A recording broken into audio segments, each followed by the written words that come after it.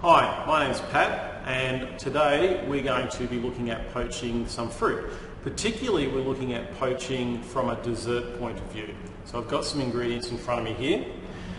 We've got some aromatic spices, and we've got here also some zest.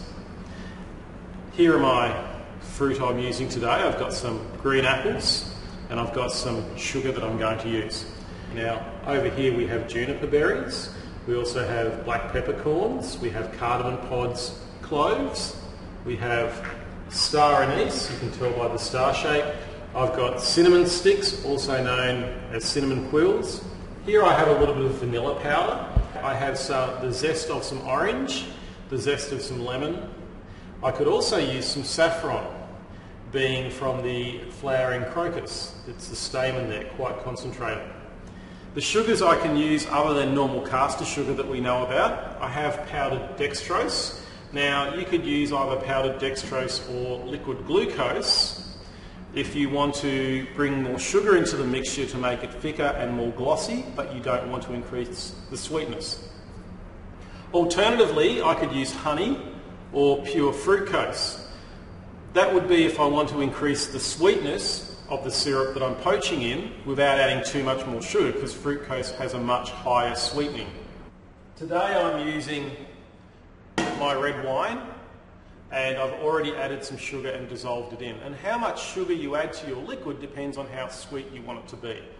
Because the flavour of the syrup will be infused into the fruit, it's really important that you taste it to begin with, because that's going to determine the characteristic of the fruit itself. So we're going to start to prepare our fruit.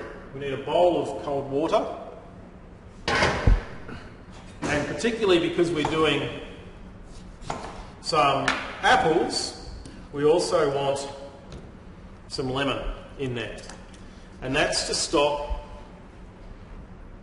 the fruit from browning, and the same would be for pears. We're going to peel our apples very quickly.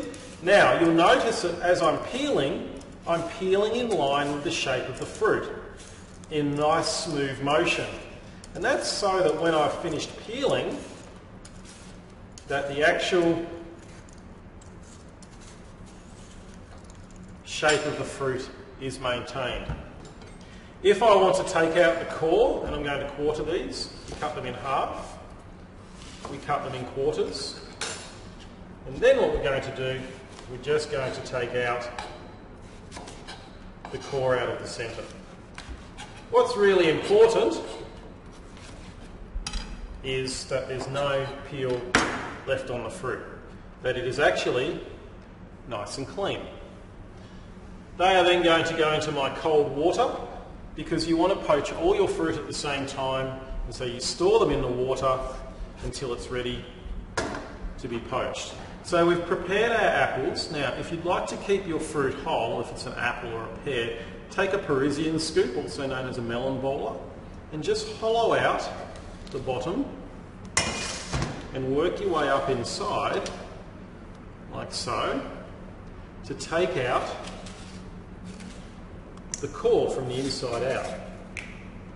And you can see there that I've hollowed that out nicely. Don't take out any more than you need to.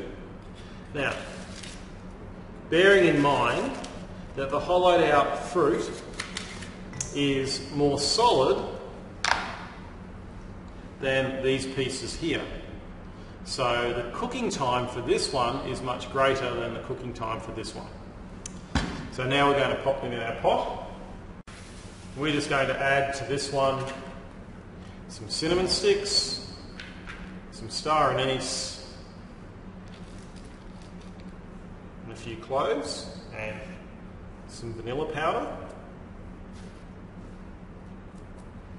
and a little bit of orange. We already have our sugar inside, and now we're going to pop our fruit. We'll keep these for later, for poaching in another syrup. This has already been heated, so I've already brought this sugar and wine here to the boil, and now we're going to add our fruit. Normally you do this on the stove, but for the purpose of this demonstration we'll do it over here to begin with. And then, to keep the To keep the fruit submerged and to help with an even heat, we make what's called a cartouche. And you can see here, I've just folded my paper into quarters. From quarters, we're just going to fold it in and then fold it upon itself until it's as fine as we can get it. Roll it up nice and tight. Take yourself a pair of scissors and measure from the centre. Cut it to size, and when we unwrap it, we'll have a circle which will cover nicely on top to help keep the fruit submerged. And that's going to stay there during the whole cooking process. And over we go to the stove. So once we put this on the stove to poach, it's really important that we turn down the flame as far as it will go. Get it nice and low without it going out, because you want to make sure that there's no real turbulence. You need enough heat, around 92 to 95 degrees, but you don't want any turbulence. So if you have a look in here, that's heated up nicely. You can see the steam coming off it, but there's no movement of liquid. If that was boiling away, what would happen is the fruit would break down. It would disintegrate. You'd lose all your fruit.